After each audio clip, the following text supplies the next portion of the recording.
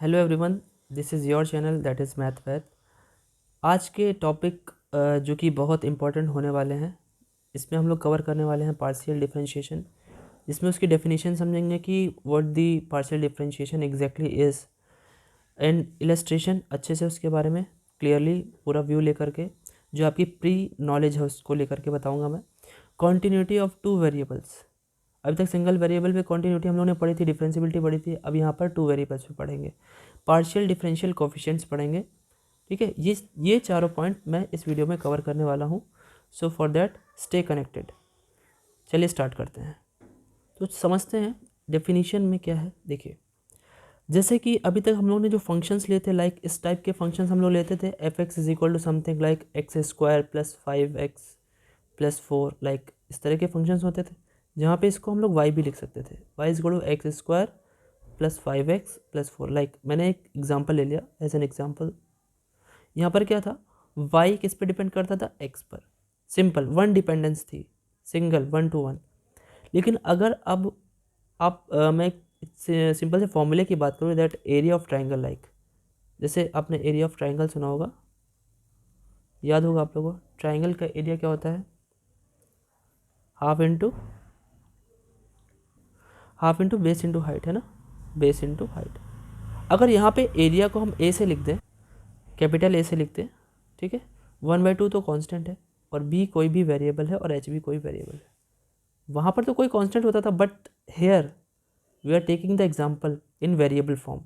So we have, यहाँ पर हमारे पास क्या है, एक ए है, कैपिटल ए, जो कि बी और एच की वैल्यू पे डिपेंड कर रहा है। ठीक है, खुद अकेला ए जो है वो बी और एच पे डिपेंड कर रहा है। ठीक है, तो यहाँ पर देखिए डिपेंडेंस के लिए ए डिपेंड कर रहा है किन किन पे, दो चीज़ों पे कर रहा है ना, जो कि बी है और एच है। तो दो वेरिएबल हो गए। तो यहाँ पर जो हमारा एरिया है वो बी और एच पे डिपेंड करता है। यहाँ पर सिंगल पे डिपेंड कर रहा था, इसलिए वहाँ पे सिंपल डिफरेंशिएशन बोलते थे। यहाँ पर एक से ज़्यादा, मोर देन वन डिपेंडेंस है ना, मोर देन वन, एक से ज़्यादा पर डिपेंड कर रहा है वेरिएबल्स पे। सो इसलिए यहाँ पे डिफरेंशिएशन केवल डिफरेंशिएशन ना होकर के पीडी यानी पार्शियल डिफरेंशिएशन होगा। ठीक है, थोड़ा सा और समझते हैं इसको। देखिए, लाइक जैसे मैंने बताया ना कि जो एरिया ऑफ ट्राइंगल है उसे मैंने बी और एच की बात की, और कोई भी ट्राइंगल मैंने बनाया, ठीक है, देख लीजिए जैसे मैंने बना दिया, और ये उसकी हाइट होगी, मैं हाइट यहाँ बाहर से बना दे रहा हूँ। ठीक है, हाइट की वैल्यू मैं कम ज़्यादा करूँ, क्योंकि मैंने इसको वेरिएबल लिया है। वेरिएबल मतलब समझते हैं ना आप लोग, कम ज़्यादा जो हो सके। सो ये अपनी वैल्यू को कम भी कर सकता है, ऐसे से कम भी हो सकता है, हाइट कम भी हो सकती है, मतलब जहाँ जहाँ मैंने डॉटेड किया है ये कम भी हो सकती है और ज़्यादा भी हो सकती है। ठीक है, तो जब ये हो रहा है तो इस पर डिपेंड कर रहा है जो हमारा ट्राइंगल का एरिया है, जो है ना। और अगर ये जो बी आप बेस देख रहे हो, बेस तो ये है ना हमारा, अगर बेस को हम छोटा करें पहले से, लाइक इस तरीके से मैं बेस को छोटा कर दूँ यहाँ तक, तो इस पर भी तो एच भी डिपेंड करेगा भाई। जब हाइट, ये बेस मैंने छोटा कर दिया, देखिए इससे मैंने बेस छोटा किया ना, तो हाइट में भी डिफरेंस आया, आया ना। तो दो चीज़ों पर डिपेंड कर रहा है। अगर आपने बेस को कम ज़्यादा किया और हाइट को कम ज़्यादा किया, तो उस हिसाब से हमारा एरिया क्या हो रहा है, एरिया जो है ट्राइंगल का, वो या तो इंक्रीज़ कर रहा है या तो डिक्रीज़ कर रहा है। ठीक, हो सकता है बड़ा कर दें आप तो इंक्रीज़ कर जाएगा। सो डिपेंड दो चीज़ पे कर रहा है। तो जब ऐसा कुछ होता है कि एक से ज़्यादा वेरिएबल्स पे डिपेंड करता है, तो वो दो तरीके से बढ़ता है ना, पार्शियली। इसी शब्द को बोलते हैं पार्शियल, यानी आंशिक बोलते हैं। ठीक है, होप इतना डेफिनेशन, इतना डिफाइन मैंने क्या इलस्ट्रेट किया आपको समझ में आया होगा। ठीक है, चलिए आगे बढ़ते हैं। लेट सपोज कि अब मैं एक एग्जांपल ले रहा हूँ, जैसे मैंने लिखा था ना, y is equal to X square something type plus 5।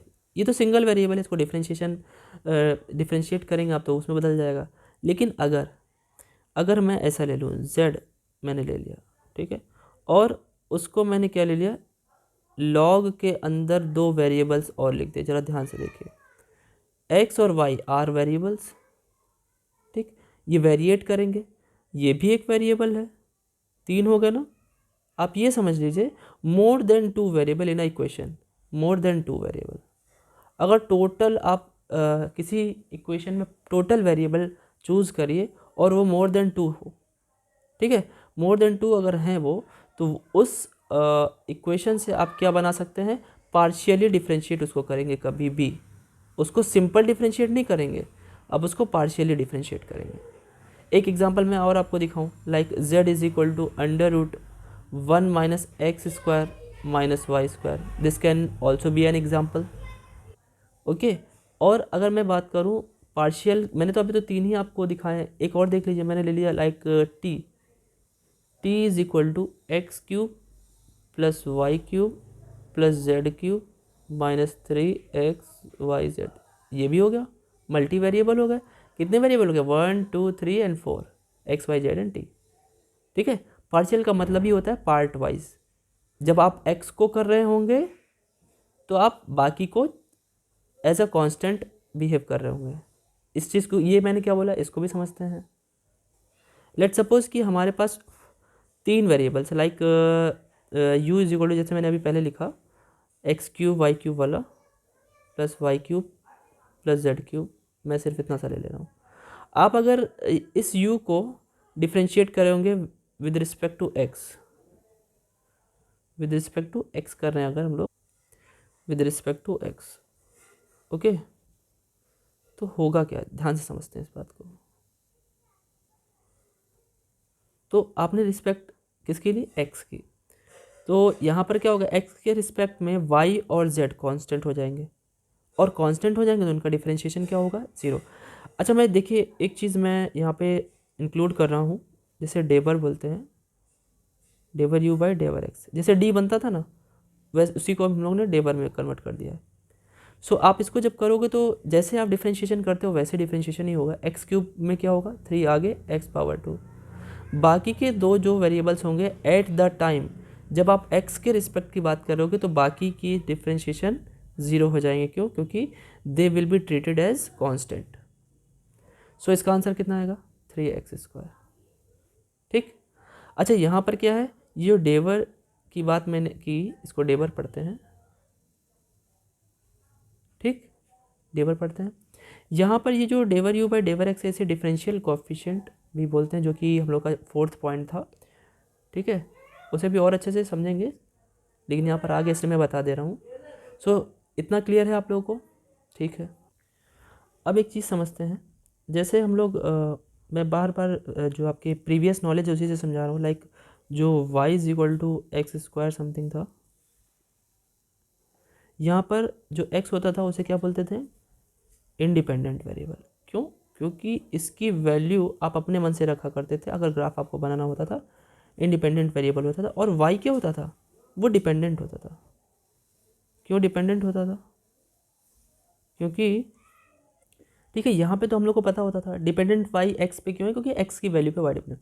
अब यहाँ पे मल्टी वेरिएबल्स आ गए, लाइक जैसे कि मैंने अभी एक लिया z is equal to log x plus Y. So here, अच्छा लाइनिंग से है तो देखिए x के बाद y आता है तो y डिपेंडेंट कहला देता है। यहाँ पे भी लाइनिंग से, ये देखिए x और y क्या है, ये दोनों के दोनों इंडिपेंडेंट है, और z क्या होगा, डिपेंडेंट। ये छोटी सी बात है लेकिन पता होना बहुत ज़रूरी है। ओके, ये वाले एग्जांपल में क्या था, जो मैंने u वाला लिखा था, बहुत सारा बड़ा सा एग्जांपल लिखा था, like X cube plus Y cube plus Z cube, है ना। इसमें एक्स वाई जेड, अब यहाँ पे क्या है, लाइनिंग से है, एक्स वाई जेड तीनों के तीनों यहाँ पे इंडिपेंडेंट हो जाएंगे, और u कैसा हो जाएगा, डिपेंडेंट। तो ये चीज़ थोड़ा सा केयरफुल रहिएगा, लेफ्ट साइड में आपका डिपेंडेंट मिल जाता है और राइट साइड सारे के सारे इंडिपेंडेंट मिल जाते हैं। ठीक है, अब चलते हैं इस पॉइंट के लिए, जो हम लोग ने सिंगल जो हमारा था डिफरेंशिएशन में कॉन्टिन्यूटी पढ़ा था। अब यहाँ पे डबल वेरिएबल यानी x और y के लिए हम लोग क्या पढ़ेंगे, हम लोग अपना कॉन्टिन्यूटी पढ़ते हैं। चलिए आगे बढ़ते हैं। चलिए आगे जो हमारा पॉइंट है, limit and continuity of functions of 2 variables, क्या है, हमको यही पढ़ना ही है, हमें मल्टी वेरिएबल्स नहीं पढ़ना है, वो आगे मिलेगा हमें। तो मैंने क्या किया, फंक्शन ऑफ 2 वेरिएबल x और y है, उसे मैंने u लेट कर लिया।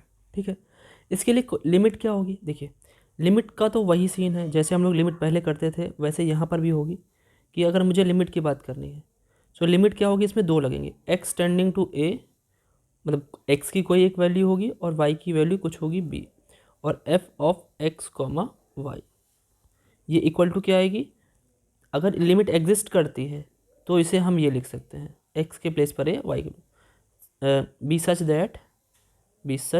दैट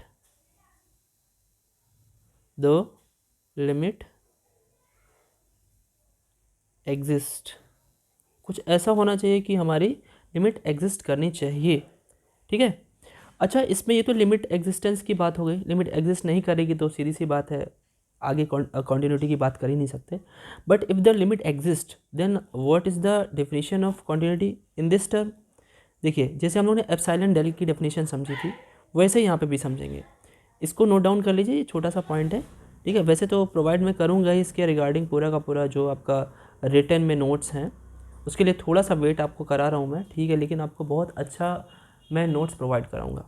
ओके, चलिए आगे समझते हैं कि कॉन्टिन्यूटी ऑफ टू वेरिएबल्स क्या होता है। देखिए, जैसे हम लोगों ने सिंगल वेरिएबल में y और x में हम लोगों ने एप्सिलॉन डेल की डेफिनेशन समझी थी, यहाँ पे भी समझते हैं, ठीक है। देखिए, इफ़ u, लाइक मैं u ले ले रहा हूँ, u be a, if u be a function of two variables, function of two variables, two variables पता है क्यों ले रहा हूँ, पता है ना आपको, x and y, then f of x comma y, यही तो u के इक्वल है जो कि अभी मैंने समझाया। If then f of x comma y tends to l, l बोल लो या फिर आप बोल लो f of a comma b, x की वैल्यू a और y की वैल्यू b। ये इस पर टेंड तब करता है when x tends to a and y tends to b, ठीक।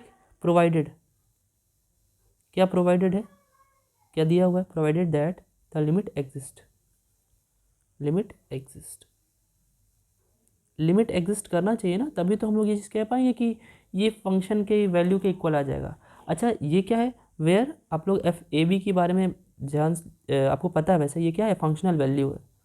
जैसे वहाँ पे निकालते थे क्वांटिटी में x इज इक्वल टू ए रख करके फंक्शनल वैल्यू होता था, यहाँ पर x की वैल्यू a और उसी समय साइमल्टेनियसली आप y की वैल्यू b भी रखेंगे, और ये जब टेंड कर रहा है उस पर, इसका मतलब ये एग्जिस्ट करना चाहिए, तो इसलिए मैंने बोला ना एग्जिस्ट करना चाहिए। ये तो इसका स्टेटमेंट है। अब इसे लिखना कैसे है, लिखने का तरीका वही है, सेम जैसे उसमें लिखते थे, एफ एक्स माइनस करके लिखते थे ना, यहाँ पे क्या होगा, F X comma Y minus F of A comma B mod में रहेगा इज लेस देन एप्सिलॉन, है ना, ठीक है। साथ ही साथ आप एक चीज़ और लिखेंगे इसमें, जैसे उसमें मैंने x माइनस ए लिखा था, यहाँ पे भी लिखेंगे आप x minus a is less than del and y minus b is less than del, same वही चीज़ है सब कुछ यहाँ पे, बस x और y दो हमारे वेरिएबल्स बढ़ गए, ठीक है। डेफिनेशन एप्सिलॉन डेल डेफिनेशन समझ में आई इसकी, ठीक है। अब आगे बढ़ें थोड़ा सा, चलिए आगे बढ़ते हैं और कॉन्सेप्ट को अच्छे से क्लियर करते हैं। चलिए देखते हैं। देखिए, एप्सिलॉन डेल डेफिनेशन जो थी वो मैंने पिछली बार भी बताई थी कि वो आप लोग यूज़ नहीं करेंगे, वो सिर्फ डेफिनेशन के लिए है, ठीक है। कहीं कहीं आएगा ऑब्जेक्टिव में तो आप इस्तेमाल कर लेंगे, इसलिए मैंने बताया that is for the purpose of objective questions. So हमें करना किस तरीके से, हमें कॉन्टिन्यूस कैसे प्रूव करना है with on working with function of two variables. So यहाँ पे क्या करना है, आपको सिंपल करना है। देखिए आपको क्या, देखिए आपने एफ एक्स कॉमा वाई लिया, फंक्शन था आपका। आप पहले क्या करने वाले, ध्यान सुनिएगा, आपने पहले इसमें लेट से कि आपने y अप्लाई कर दिया, y टेंड्स टू b, ठीक, पहले आपने इसको अप्लाई कर लिया, ठीक है। अप्लाई करने के बाद आपने फिर लिमिट अप्लाई की, और कहाँ, x टेंडिंग टू a। अगर ये एग्जिस्टिंग रहे, एग्जिस्टिंग तो होना ही चाहिए फिलहाल, ठीक है, एग्जिस्टिंग तो होना ही चाहिए, तो क्लियर है हम लोग को शुरुआत से ही कि एग्जिस्ट करना चाहिए। साथ ही साथ अब देखिए इसकी प्लेस चेंज कर रहा हूँ मैं, पहले मैं करूँगा y टेंड्स टू b और अंदर मैं सॉल्व करूँगा x टेंड्स टू a, ठीक है, इस तरीके से, ओके।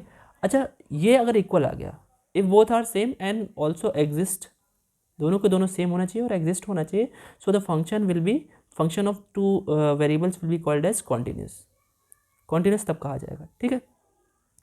यहाँ पर जो आप इस तरीके की लिमिट्स निकाल रहे हैं जो अलग अलग, इसका कुछ नाम है, आपको बाद में मिलेगा, इसे इटरेटेड लिमिट्स बोलते हैं, आगे मिलेगा, ठीक है। अभी के लिए इतना कन्फर्म्ड है, इतना आप लोग समझिए, ठीक है। अब आगे बढ़ते हैं।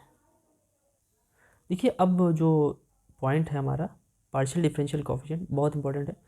देखिए कोई भी फंक्शन है like u is equal to है हमारा टू वेरिएबल फंक्शन है, ठीक है, जैसे एफ एक्स होता था वैसे एफ एक्स वाई होगा, ठीक है, उसको मैंने यू मान लिया था। अब अगर मैं इसको विद रिस्पेक्ट टू एक्स, मैं यहाँ डेबर क्यों बना रहा हूँ पता है ना, क्योंकि दो से ज़्यादा वेरिएबल है एक्स वाई और यू, तीन हो गए ना, इसलिए डेबर बनेगा, डी नहीं डेबर बनेगा, पार्शियल, इसी को पार्शियल डेरिवेटिव बोलते हैं। आपने एक्स के रिस्पेक्ट में किया, ठीक है, तो कुछ आएगा वैल्यू जो भी आएगा, आप फिर करने वाले हो वाई के रिस्पेक्ट में, कर दिया आपने, ठीक है।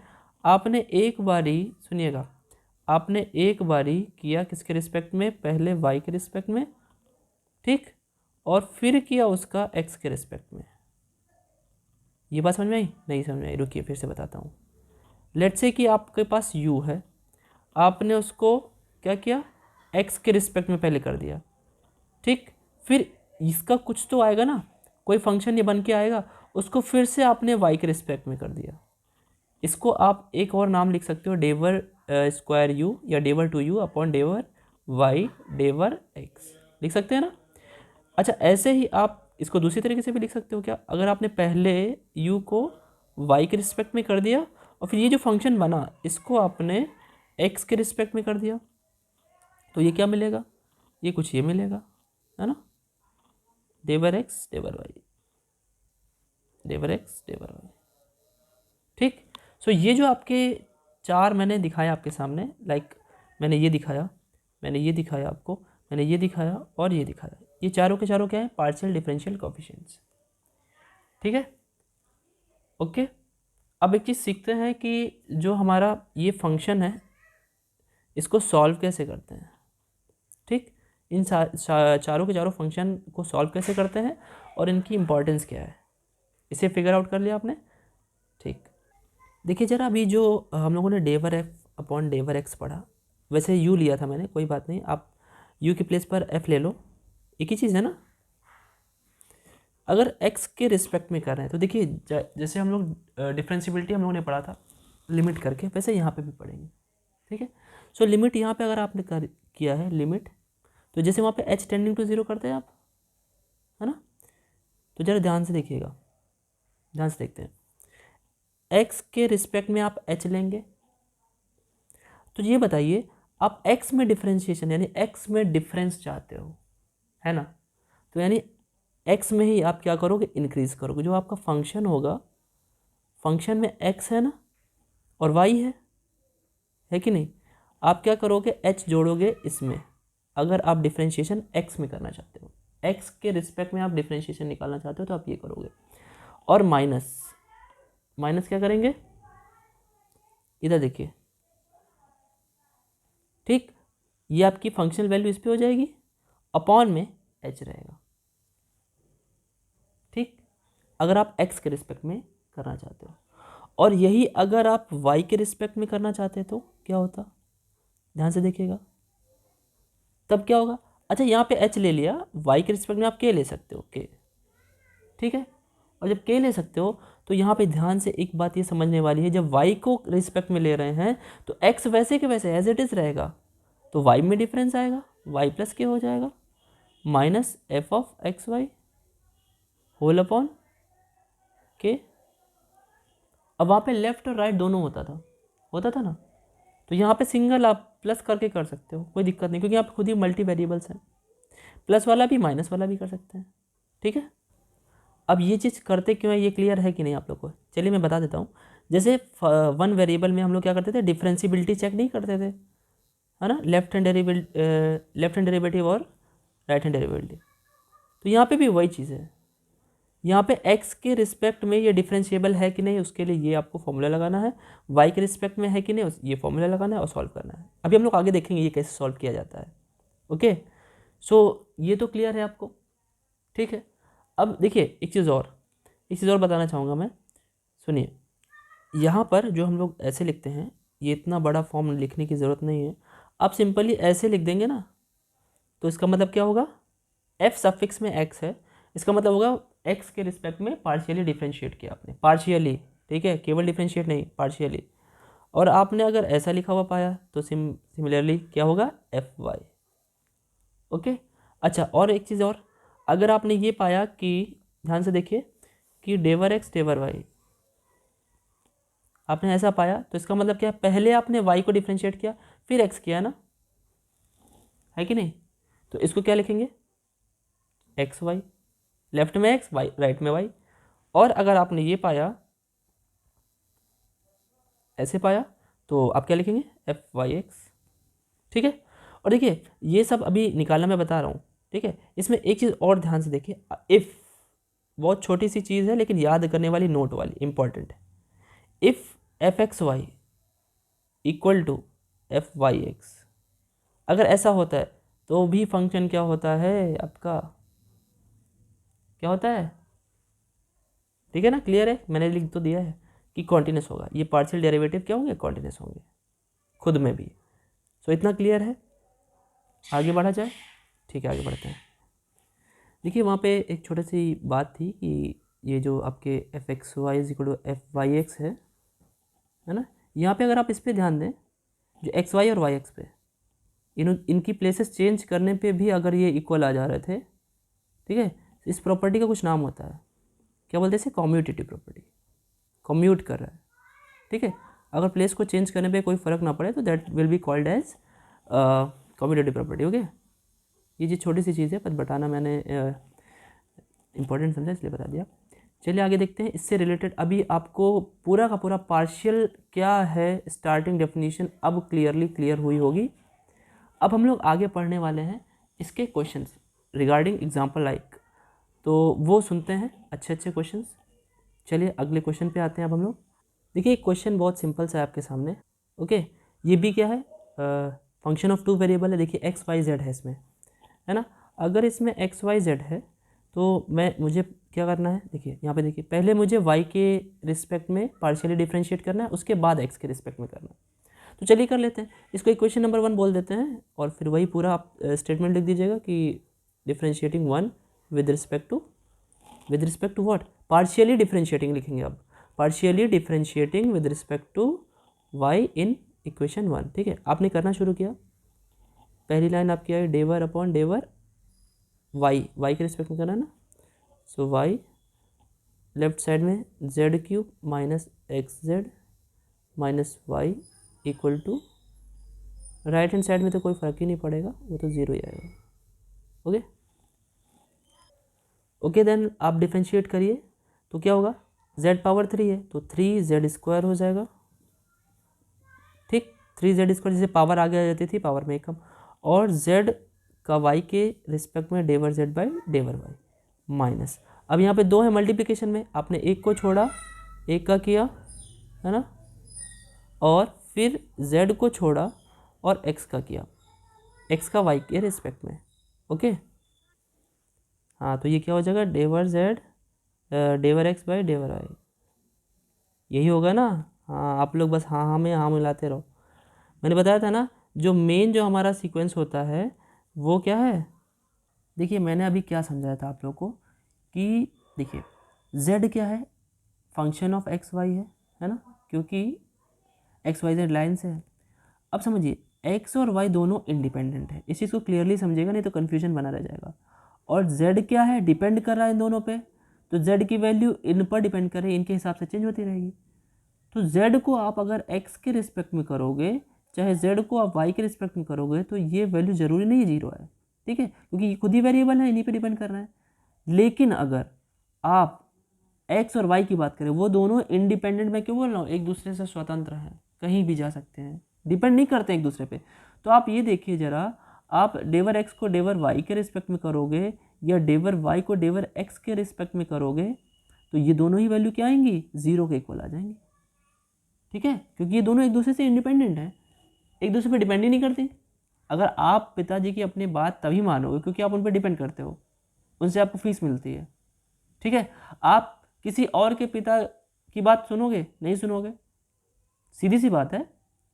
अगर मैं मुझसे आप मैथ्स पढ़ रहे हो तो आप मेरी बात सुनोगे, ठीक है। कोई ऐसे ही आगे आपके सामने खड़ा हो जाए जिससे आप स्वतंत्र हो, जिसकी आप बात नहीं सुनना पसंद करते हो, तो उसकी बात सुनोगे, नहीं सुनोगे, आपको पता ही नहीं वो सामने वाला टीचर है कि नहीं। अगर वो कुछ आपसे कहेगा भी तो भी आप नहीं मानोगे, आप उसकी एग्जिस्टेंस को ज़ीरो मानोगे कि वो कुछ भी कहे हमें सुनना ही नहीं है। तो बात समझ में आई कि वो और आप इंडिपेंडेंट है, आप मुझसे पढ़ रहे हैं, आप मुझ पर डिपेंडेंट हैं कि मुझसे आपको कुछ मिल रहा है, तो आप मेरी बात सुनोगे। ठीक है, बात समझ में आ रही, मे भी क्लियर हुआ होगा। सो ये जो मैंने ये एरो बनाया हुआ है, यहाँ पे इसकी वैल्यू कितनी हो जाएगी, 0 हो जाएगी। ठीक है, ओके देन ये तो 0 नेक्स्ट लाइन में लिख देंगे हम लोग। फिर तीसरा लास्ट वाला ये ऑप्शन बचा, डेवर वाई अपॉन डेवर वाई, ये तो 1 हो जाएगा, वाई का वाई के रिस्पेक्ट में, और राइट हैंड साइड में 0 तो 0 ही हो जाएगा। ठीक है, सो यहाँ पे क्या बचा, 3z²। यहाँ पे देखिए, यहाँ पे भी डेवर जेड अपॉन डेवर वाई है, यहाँ पे भी डेवर जेड अपॉन डेवर वाई है, कॉमन ले लेते हैं, 3z² माइनस एक्स डेवर जेड अपॉन डेवर वाई। ठीक, ये तो खत्म हो चुका है, 0 हो जाएगा। ठीक है, और ये हो जाएगा 1। ओके, इस 1 को उधर भेज दो, अब तो पॉजिटिव 1 हो जाएगा। ओके, अब यहाँ से आपने क्या किया, डेवर Z upon डेवर Y find out किया, तो 1/3z² माइनस एक्स हो गया। कोई दिक्कत यहाँ तक नहीं। अभी मुझे क्या करना है, एक बार और डिफ्रेंशिएट करना है, पार्शियली डिफ्रेंशिएट करना है विद रिस्पेक्ट टू एक्स। सो इसे नोट डाउन कर लीजिए।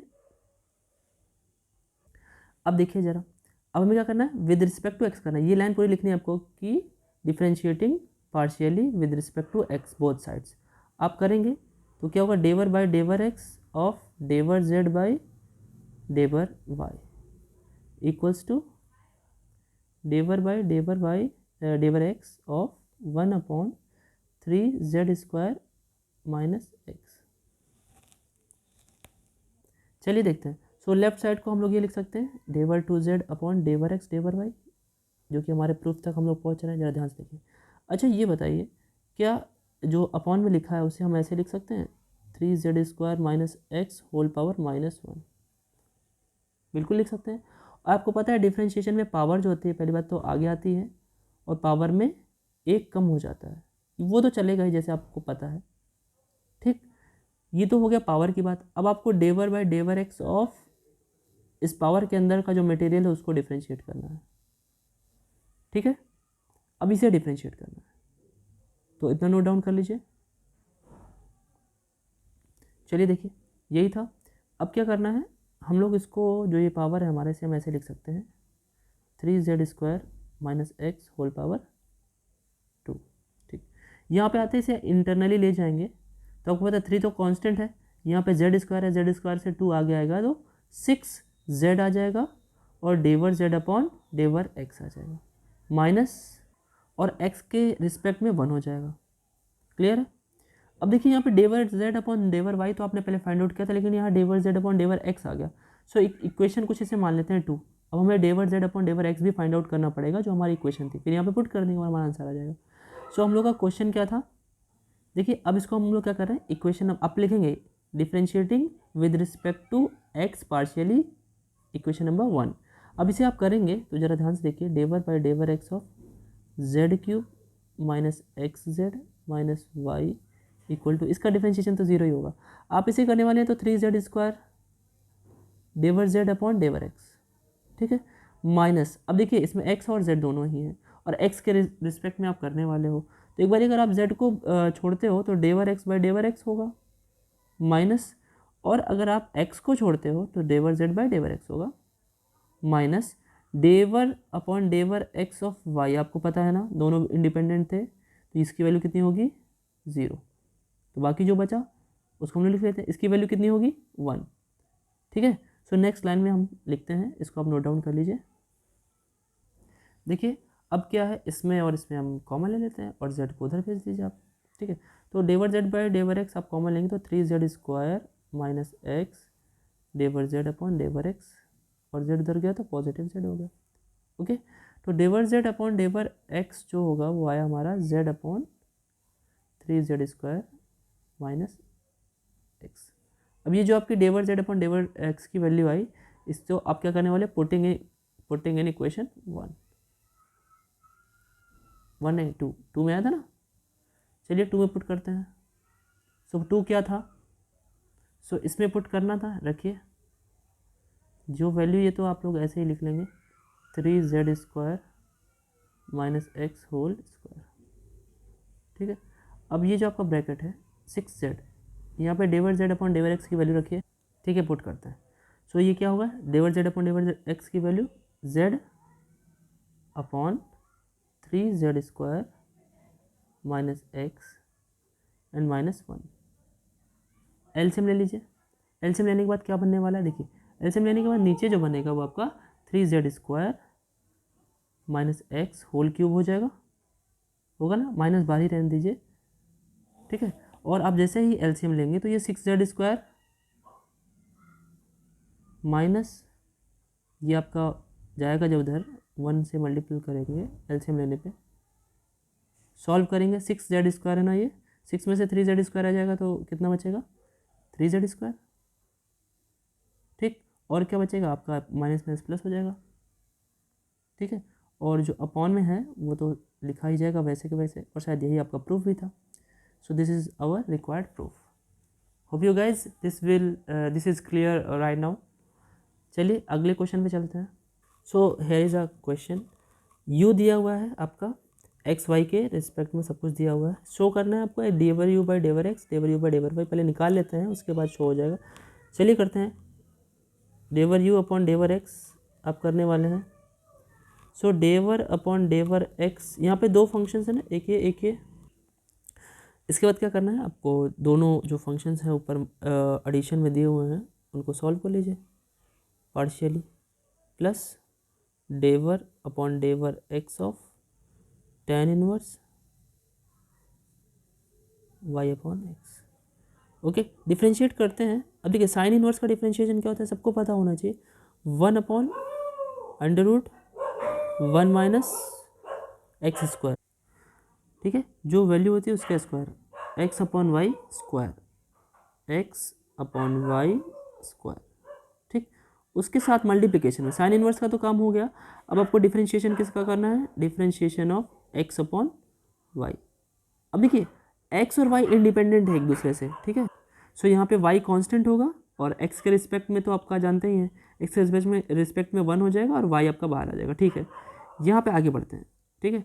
यहाँ पे जब डिफ्रेंशिएट करेंगे तो tan इनवर्स का डिफ्रेंशिएशन क्या होता है, 1 अपॉन 1 प्लस, और जो ये वैल्यू होती है उसका स्क्वायर, वैल्यू क्या है y अपॉन एक्स है स्क्वायर, और डिफ्रेंशिएशन किसका करेंगे, differentiation with respect to x y upon x. अब यहाँ पे 1 अपॉन एक्स है, 1 अपॉन एक्स, y तो कांस्टेंट है। सो होगा क्या, यहाँ पे अंडर रूट में आप एलसीएम ले लेंगे, एलसीएम लेने के बाद y आपका रूट से बाहर जाएगा और ऊपर भेज दिया जाएगा, ठीक है। सो ये बनेगा क्या जा करके, y² अपॉन x², ठीक है, ओके। और ये देखिए y कांस्टेंट है ना, तो y बाहर आएगा 1 अपॉन वाई, और विद रिस्पेक्ट टू x ये 1 हो जाएगा, ठीक है, प्लस यहाँ पे भी नीचे में एलसीएम ले लेंगे आप। सो x² आपका ऊपर चला जाएगा, x² upon x² plus y², ठीक है, मल्टीप्लाइड बाई, अब देखिए y कांस्टेंट है तो y तो बाहर लिख दीजिए, और 1 अपॉन एक्स का x के रिस्पेक्ट में करेंगे तो -1 अपॉन x² हो जाएगा। Is that clear, okay. अब क्या करना है, जो कैंसिल हो रहा है उसे कैंसिल कर लीजिए, देखिए x² से x² कैंसिल हो गया, okay. Here y is cancelled with y। So जो बचा उसे आप लिख लीजिए। सो मैं लिख के दिखाता हूँ, देखिए ज़रा। सो बच क्या रहा है हमारा, इक्वल टू, फर्स्ट टर्म हमारा है 1 upon under root y² minus x², ठीक है, and the second term is minus, because यहाँ पे माइनस है ना, minus y upon x² plus y², okay. ये तो मिल गया हमें, ओके। अब अगर मैं ये करूँ कि मुझे डेवर यू अपॉन डेवर एक्स चाहिए था ना, उसके साथ साथ एक्स देखिए मल्टीप्लिकेशन होनी चाहिए, तो मैं उसे भी फाइंड आउट कर ले रहा हूँ कि मैं क्या कर रहा हूँ, एक्स को दोनों साइड में मल्टीप्लाई कर ले रहा हूँ, एक्स डेवर यू अपॉन डेवर एक्स।